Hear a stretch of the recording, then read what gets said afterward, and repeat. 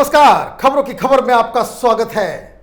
महाराष्ट्र के selected chief minister Uddhav Thackeray की आंखों में अगर जरा सा भी शर्म बाकी है तो उन्हें अपने गृह मंत्री को इमीडिएटली सैक कर देना चाहिए। गृह मंत्री से आज दो जघन्य अपराध हुए हैं।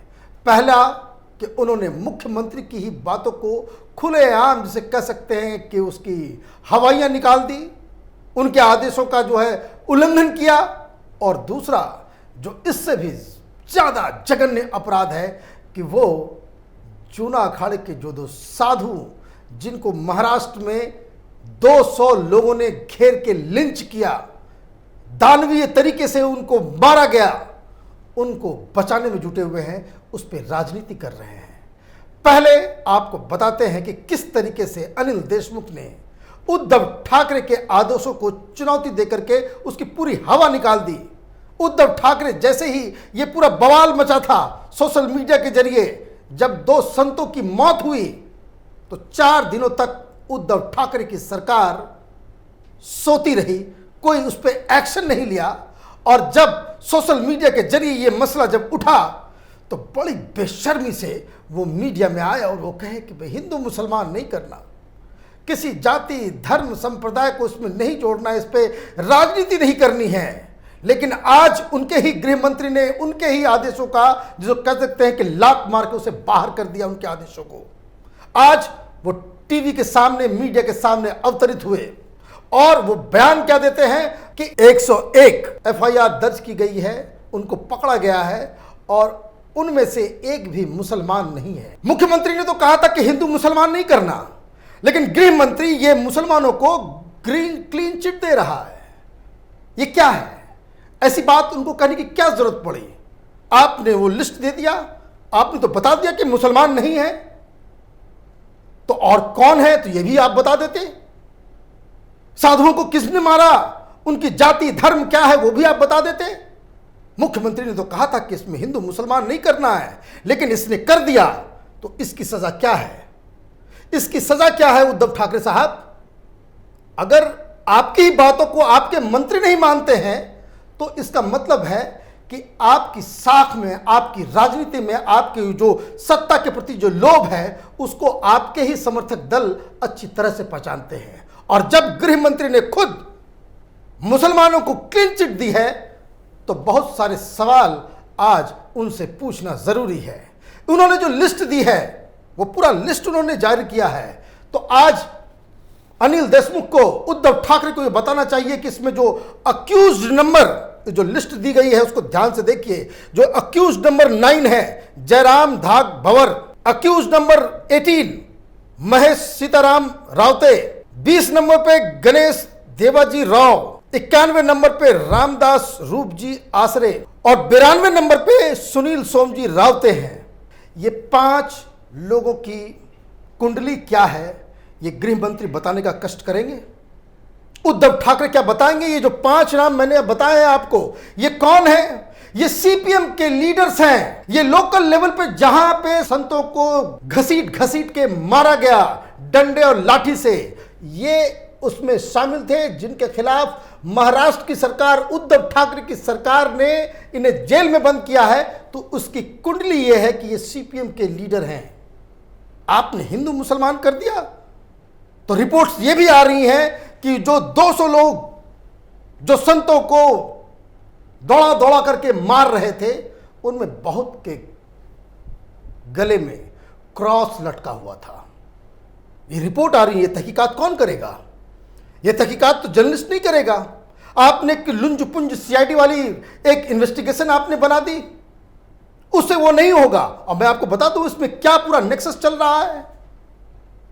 सवाल बहुत गहरे हैं। बहुत लोगों को, मीडिया खास करके लोगों को बरगला रही है, बता रही है कि भाई ये तो अफवाह की वजह से हो गया। सवाल ये है कि जब पुलिस ने इन दोनों को, इन तीनों को अपने कब्जे में ले लिया, फिर वहां पे 200 लोग अचानक से पहुंचे कैसे? वो भी इस वक्त जब चारों तरफ अंधेरा था। वहां पे लोग आए कैसे? किन लोगों ने बुलाया उसे? तो एक सिंपल टेक्निक अगर आप अपनाएं, सिंपल कॉमन सेंस लगाएं तो आपको ये बात समझ में आएगी कि वो कौन लोग हैं जो ये जो 110 लोग जेल में डाले गए हैं उनकी जमानत के लिए जद्दोजहद कर रहे हैं। कौन वकील उपाय कर रहा है, कौन उनको लीगल हेल्प प्रदान कर रहा है। और इसी में वो सारी कलई खुल जा रही है कि वो कौन लोग थे जो ये एक इसको कह सकते हैं कि प्री प्लान्ड कॉन्स्पिरेसी, जिसके तहत इन लोगों को मोबिलाइज किया गया, इन लोगों को बाकायदा जो है साधुओं को मारने के लिए उकसाया गया। और ये अब इसका पर्दाफाश इस तरीके से हो रहा है कि बताया जा रहा है, ये रिपोर्ट्स आ रही हैं कि ये जो जितने सारे जो लोग, जिन लोगों ने हाथ में लाठी डंडे लेकर के साधुओं के ऊपर हमला किया, उनको बिल्कुल ही निर्ममता से उनको मौत के घाट उतारा, ये सारे के सारे लोग कम्युनिस्ट पार्टी के कार्यकर्ता हैं। और ये सिर्फ कम्युनिस्ट पार्टी के कार्यकर्ता ही नहीं है, इन लोगों का जो रिश्ता नाता जो है वहां के लोकल मिशनरीज के साथ है। अब सवाल ये उठ रहा है कि जैसे ही इन लोगों की पकड़ धकड़ हुई, अब इनको तो रिमांड पर रखा गया है, तब इनका बेल होगा। तो बेल के लिए कौन आगे आ रहा है? तो मालूम चल रहा है कि बेल के लिए वहां पे एक संगठन है, एक एनजीओ है। उस एनजीओ का नाम है काश्तकारी संगठन। और ये जो काश्तकारी संगठन है जो इन लोगों के सारे बेल्स वगैरह करवा रहा है, जो कानूनी मदद पहुंचा रहा है, ये दरअसल क्रिश्चियन मिशनरी से जुड़ा हुआ एक संगठन है। और इनकी जो हेड है उसका नाम सिराज बलसारा है। और बताया जाता है कि ये जो है पूरी तरीके से उनके हस्बैंड या उनके जो क्लोज जो काम करते हैं वो पीटर डिमेलो, वो बाकायदा वहाँ पे लोगों को कन्वर्जन का काम में ये लोग जुड़े हुए हैं। और इतना ही नहीं, मैं आपको एक बात और बता दूं जिसके बारे में और भी जगह पे कुछ कुछ चर्चाएं हो रही हैं कि एक ही सीपीएम का एमएलए है पूरे महाराष्ट्र में, वो भी इसी इलाके से है। और सीपीएम का एनसीपी के साथ गठबंधन था, कांग्रेस, एनसीपी और कम्युनिस्ट पार्टी का। और उसके जो कैंडिडेट थे वो एमएलए वहां से जीते। और मैं आपको बता दूं, ये काश्तकारी संगठन की तरफ से ये अपील की गई थी, तमाम क्रिश्चियन मिशनरी के द्वारा अपील की गई थी, जब ये पिछला 2019 में जब चुनाव हो रहे थे असेंबली के, कि खुल के ये लोग, इन लोगों ने सीपीएम के कैंडिडेट का प्रचार किया था।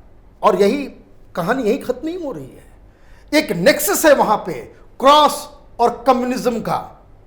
इन लोगों के ऊपर वहां पे जो संगठन जो काम कर रहे हैं, क्रिश्चियन मिशनरी और कम्युनिस्ट, इनके ऊपर पिछली सरकार ने बाकायदा नक्सली होने का आरोप वगैरह भी लगाया था। कोई ऐसा कोई नेक्सस नहीं है कि कोई नई कोई थ्योरी लोग गढ़ रहे हैं, जो वहां के लोकल लोग हैं वहां से जो वो बता रहे हैं कि ये सारा काम जो है वो पूरा चल रहा था। और ये जो मोबिलाइजेशन का काम कि किस तरीके से लोगों को मोबिलाइज करना है, ये सारा काम ये लोग कर रहे थे। मैं आपको एक बात और बता दूं कि जो अफवाह की बात है, होता क्या है कि जब कोई क्रिश्चियन मिशनरी या कोई भी ऑर्गेनाइजेशन है, चाहे सीपीएम हो या कोई भी हो, उनको कुछ ना कुछ मुद्दा चाहिए लोगों को खास करके मोबिलाइज करने का, ताकि उनकी जो रेलेवेंस जो है इलाके में वो बनी रहे। इस घटना के 3-4 दिन पहले इसी जगह पे एक और घटना हुई थी जिसमें 2 डॉक्टर्स को इन लोगों ने बाकायदा बंदी बना लिया था, उनको बांध दिया था। लेकिन पुलिस जो है एन मौके पे पहुंच गई और फिर उन्हें छुड़ा लेकर के चली गई। और इस बार तो पुलिस ने उन्हें अपने कस्टडी में ले लिया, बाकायदा सेफ जगह पे उन लोगों को बिठा रखा था। लेकिन चूंकि ये जो पूरा ये जो संगठन जो काम करता है, ये जो वामपंथी हैं, इनका जो गेरुआ के प्रति, हिंदू संतों के प्रति जो घृणा है, उस वजह से ये लोग वहां पे लोगों को इन लोगों ने मोबिलाइज किया और पुलिस के हाथों से उसको बाकायदा पुलिस ने भीड़ को इन संतों को सौंप दिया। और आपको मैं बताऊं, इस अनिल देशमुख को तो इमीडिएटली सैक करने की जरूरत है, क्योंकि पुलिस उनके ही अंदर आती है। पुलिस ने गुमराह किया पूरे देश को। 4 दिन तक पुलिस ने गुमराह करने का सारा इंतजाम किया। उसमें बहुत सारे अखबार वालों ने भी इनकी मदद की, कहा कि भाई लोगों ने मार दिया। जब पुलिस पहुंची तो वो सड़क पे उनकी लाशें मिली तीनों की। कोई कह रहा है कि भाई पुलिस ने बचाने की कोशिश की, लेकिन लोग इतना ज्यादा थे।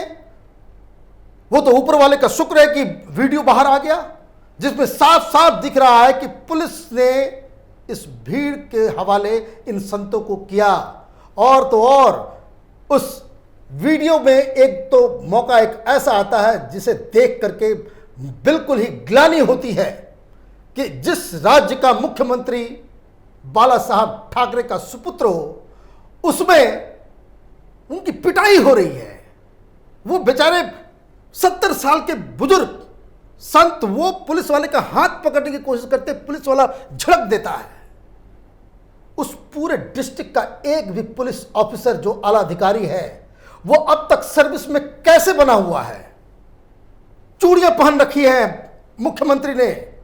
सत्ता का लोभ ऐसा है कि ये जो दाऊद इब्राहिम की पार्टी, उनके समर्थक के द्वारा चलाई गई पार्टी, उसको गृह मंत्रालय आपने थमा दिया है और ये तांडव चल रहा है। इसके लिए कौन जिम्मेदार होगा? आप कहते हो राजनीति नहीं होगी? आपके लोग, आपके सहयोगी पार्टी के जो एमएलए हैं, उसके लोग वहां मोबिलाइज कर रहे हैं। वहां पे इन लोगों को छुड़ाने के लिए वो पैसे लगा रहा है, वकील इकट्ठा कर रहा है, कानूनी मदद पहुंचा रहा है। हिंदू संतों के प्रति उद्धव ठाकरे के दिल में जरा सा भी मर्म होता, दर्द होता, तो अब तक बहुत सारी कार्रवाई हो गई होती। और आपने बड़े ही शातिर तरीके से, आपने उल्टे ही जो लोग इन संतों के लिए आवाज उठा रहे थे उनको ही कटघरे में खड़ा कर दिया कि राजनीति करने का वक्त नहीं है। आज उसकी हिमाकत है गृह मंत्री की, वो कह रहा है कि मुंगेरी लाल के सपने, मुंगेरी लाल के सपने तो वो बाद में मालूम चलेगा, क्योंकि वो देश जानती है अच्छी तरीके से कि जो महाराष्ट्र में जो सरकार चल रही है उसका एक ही काम बच गया है कि दाऊद इब्राहिम के चेले चपाटी को इस लॉकडाउन के दौरान पिकनिक मनाने के लिए उसके लिए बाकायदा ऑर्डर पास करे। इसलिए हिंदुस्तान को तो पता है कि वहां पे क्या होना है। मैं आपको एक बात और बता दूं कि जिस तरह की धाराएं लगी हैं और जितने लोगों के ऊपर लगी हैं, ये सब के सब छूट जाएंगे। जब तक ये सरकार महाराष्ट्र में बैठी रहेगी, इन लोगों को कोई सजा नहीं मिलेगी। इनका रिमांड खत्म होगा, ये सब अपने अपने घर चले जाएंगे। एक सवाल और यहां पे बाकी है। वो बाकी सवाल ये है कि जिन लोगों को महाराष्ट्र की पुलिस ढूंढ रही है, 200 लोग थे, 110 पकड़ाए हैं। महाराष्ट्र की सरकार बड़ी ही बेशर्मी से बता रही है बाकी लोग जंगल में चले गए। ऐसा कौन सा इतना घना जंगल है कि लोग जंगल के अंदर घुस जाएं और पता न चले? सड़कें नहीं है जंगल तक घुसने की। वो कहां छिपे हुए हैं? आपके पास हेलीकॉप्टर नहीं है, ड्रोन नहीं है, ऐसी क्या चीज है जो आपके पास नहीं है कि जो आंख मिचौली ये लोग खेल रहे हैं? दरअसल ये आंख मिचौली राजनीतिक आंख मिचौली है, क्योंकि ये जो गायब हुए लोग हैं ये पॉलिटिकल एक्टिविस्ट हैं, ये मिशनरी के लोग हैं। और बताया ये जा रहा है कि ये अब पकड़े नहीं जाएंगे, इनको क्लीन चिट दे दिया जाएगा। ये 110 के मामले में ही लपटा करके और इस सारे चीजों के ऊपर लिपापोती कर दी जाएगी। और इसके बाद मैं एक बात जरूर कहना चाहूंगा कि जूना अखाड़ा की तरफ से जो घोषणा की गई है कि लॉकडाउन के बाद सारे साधु और संत महाराष्ट्र की ओर कूच करेंगे, ये फैसला बिल्कुल ही सही है। ये दबाव देना जरूरी है, उद्धव ठाकरे को ये बताना जरूरी है कि जो अपने पोस्टर के पीछे बाला साहब ठाकरे की तस्वीर और वो बाघ की तस्वीर, वो जो भगवा कलर दिखता है, उसको बदल के वो हरा कर ले और किसी मेमने, किसी सियार या किसी बिल्ली वगैरह की तस्वीर लगा ले।